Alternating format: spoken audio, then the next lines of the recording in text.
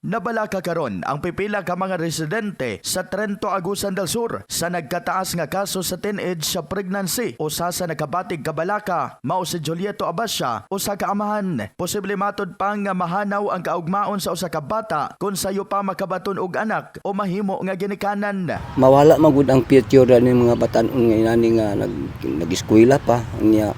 Kinahanglan matod pang masulbad ang problema sa teenage sa pregnancy samtang sayo pa aron dili mo grabe ang nasangpit nga problema. Karon kung dili kini masumpo mag-anam kani og dako nga kuan sakit kay paminawon nga kung magpadayon gani kung dili kini masumpo. Gipadayag usab sa usa ka driver, anaa sa ginikanan ang kinatibuk ang paggiya o pagkontrol sa usa ka bata aron dili mapariwara. Kung na mga ginikanan nga mga bata, ubos gina sa ginikanan ang pagkuan ana, control ana.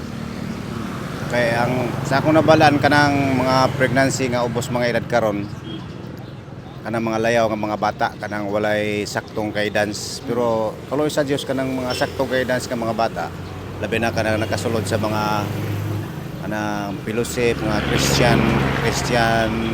Christian maayo man ang kanalang mga laag nga mga bata mo na kasagaran mahitaboy na. Base sa gipagawas nga datos sa Philippine Statistics Authority, adunay ginatibuk ang total nga 142,276 ka kaso sa teenage pregnancy ang natala sa tuig 2023. Bisan mikunhod kini gikan sa 150,138 ka kaso sa 2022. Padayon matod pang nagpakita sa seryosong problema sa mga kabatanunan gumikan kay sagad sa mga nalambigit nga mga bata na edad sa 10 hangtod 14 anyos.